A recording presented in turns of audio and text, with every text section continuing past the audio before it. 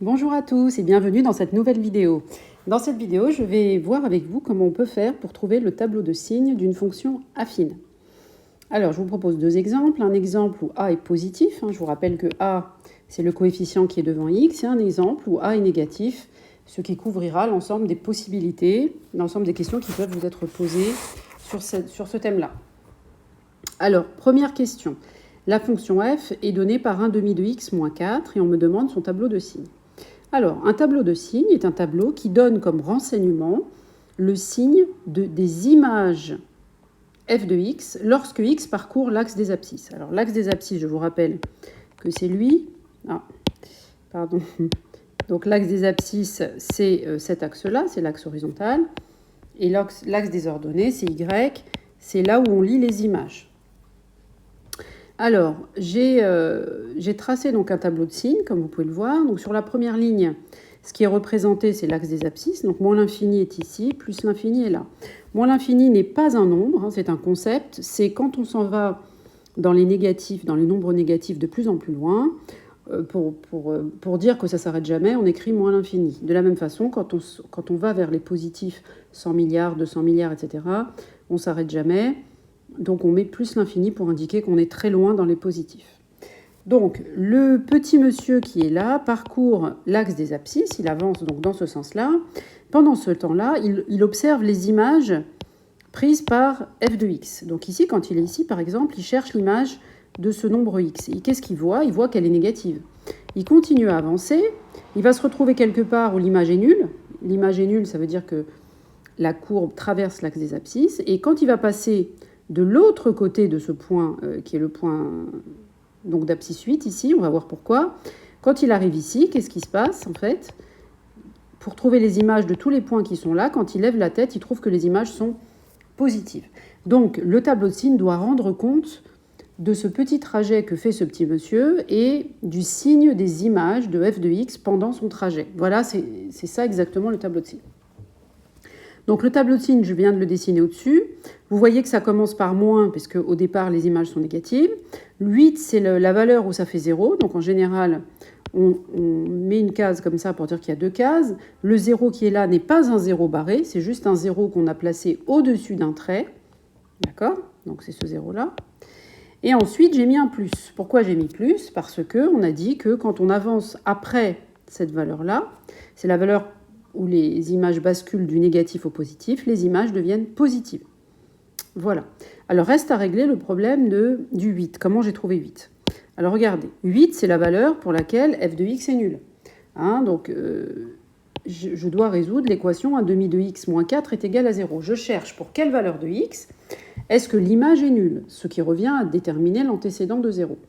Je résous donc cette équation. Alors la double flèche, si vous ne la connaissez pas, vous n'êtes pas obligé de la mettre. On peut écrire à la place si et seulement si.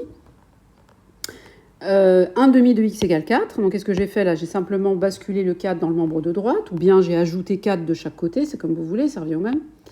Je me retrouve avec 1 demi de x égale 4. Et donc pour isoler l'inconnu qui est x, je dois diviser les deux membres par 1 demi, ce que je fais là, donc 4 divisé par 1 demi, qui me donne 8. Alors là, peut-être qu'il y en a qui ont du mal là. Ils se demandent bien pourquoi ça fait 8. Alors, je vous rappelle que quand on fait 4 divisé par 1 demi, là je fais juste une petite parenthèse, 4 divisé par 1 demi, ça fait 4 fois 2 sur 1. Divisé par une fraction revient à multiplier par son inverse, c'est ce que j'ai fait sur les deux dernières étapes là, du calcul. Voilà. Donc voilà pour le tableau de signes de la première fonction. Je passe à la deuxième.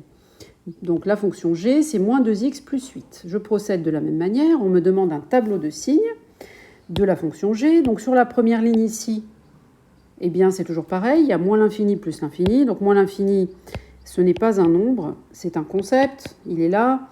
C'est quand on va dans les négatifs très loin, on écrit ça moins l'infini. Le petit monsieur donc parcourt l'axe des abscisses. Ça c'est la première ligne qui est là.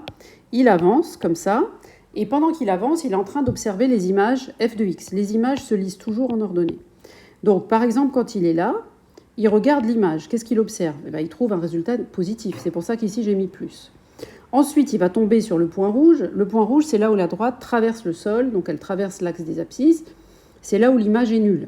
C'est pour ça qu'il y a un 0 dans le tableau. Et quand il passe de l'autre côté de ce point, qui est le point à partir duquel tout bascule, eh bien, les images deviennent négatives. Regardez, là, s'il lit l'image, ici, il va trouver un résultat négatif. Donc, comment est-ce qu'on va matérialiser toutes ces informations? Comment est-ce qu'on va les consigner? On les met dans un tableau qu'on appelle le tableau de signes de la fonction. Regardez, donc, ça correspond bien au graphique. Quand je suis là, la partie de la courbe qui est en haut, les images sont positives, c'est pour ça qu'ici, il y a un plus. Le 0 ici coïncide avec le 0, vous voyez, j'ai fait exprès de le mettre juste en dessous, qui est là. C'est là où la courbe traverse l'axe des abscisses. Et quand on passe de l'autre côté, eh bien, ici, ça devient négatif. C'est pour ça qu'ici, j'ai mis un moins. Voilà. Reste à régler le problème du 4. Comment est-ce que j'ai fait pour trouver que ça traverse là, en 4? Comment je l'ai trouvé, ce 4? Alors, pour trouver 4, il faut chercher le point pour lequel f de x est égal à 0, ce qui revient à chercher l'antécédent de 0. Donc, je résous f de x égale 0. F de x, c'est l'expression de la fonction f qui était donnée au départ, égale 0 parce que je cherche l'antécédent de 0. Je vous rappelle que pour trouver un antécédent, il faut résoudre une équation. Je cherche à isoler l'inconnu, donc ça me donne moins 2x égale moins 8. Le double, l'espèce de signe là, qui est une double flèche, signifie si, ça signifie si et seulement si. Donc si vous ne savez pas, vous n'êtes pas obligé de faire une flèche, vous pouvez écrire 2si, c'est équivalent. Ça fait moins 2x égale moins 8. Donc là, j'en suis là. Et qu'est-ce que je fais après? Je veux isoler l'inconnu. Donc moi, ce qui m'intéresse, c'est de trouver x. Ceci étant, ça pouvait se deviner. On voit bien que si on remplace x par 4, là, ça marche, ça fait bien 0. Mais bon, on va continuer à faire le calcul. Ça fait x égale moins 8 divisé par moins 2. Et donc, moins 8 divisé par moins 2, ça fait exactement 4. L'antécédent de 0, c'est 4. C'est pour ça que j'ai mis 4 dans mon tableau tout à l'heure. Là, c'est comme ça que je savais que c'était 4. Donc, si on résume, si on vous demande le tableau de signes d'une fonction, première chose à faire, c'est de préparer cette espèce de tableau avec l'axe des abscisses qui est matérialisé par la première ligne, et puis la deuxième ligne, c'est là où on met les signes. Ensuite, il faut repérer le signe de A pour pouvoir savoir si c'est d'abord négatif puis positif, ou bien si c'est l'inverse. Donc il faut avoir en tête une image mentale de la fonction. Comme c'est 1 demi de x moins 4, c'est une fonction croissante, puisque 1 demi est positif. Je regarde le signe de A. Donc la fonction, elle monte. Donc si elle monte, c'est qu'elle est d'abord dans les négatifs pour aller vers les positifs, puisque ça augmente, elle est croissante. Donc c'est une façon de le retenir. Reste à régler le problème de la valeur qui fait basculer du moins vers le plus, et cette valeur s'obtient en résolvant l'équation, donc 1 demi de x moins 4 égale 0. Donc ça, là, il va juste falloir résoudre cette équation. Donc ça, si vous ne savez pas résoudre une équation, ça, c'est un problème technique qui se résout simplement en s'entraînant. D'accord? Alors, la question 2 maintenant, la fonction g, c'est moins 2x plus 8, son expression. Donc je commence à préparer mon tableau de signes, donc je prépare moins l'infini plus l'infini. Il va me rester à trouver quelle est la valeur ici qui fait basculer. Pour la trouver, donc je résous g de x égale 0 en résolvant une équation. Je trouve x égale 4 et je l'indique donc dans le tableau. Ensuite, je repère que a est négatif, c'est moins 2. Donc la fonction est décroissante, donc dans ma tête, je me fais une image mentale de la fonction. C'est une droite qui descend puisqu'elle traduit le fait que la fonction est décroissante. Et si elle est décroissante, c'est logique, ça part du positif pour aller vers le négatif. Et donc les signes passent du plus vers le moins, avec au milieu le 0 qui indique là où ça bascule du plus vers le moins, c'est là où la droite traverse la droite des abscisses. Voilà, j'en ai fini avec cette vidéo. J'espère qu'elle vous a plu, qu'elle vous a surtout aidé. Et je vous dis à très bientôt pour une prochaine vidéo. Au revoir.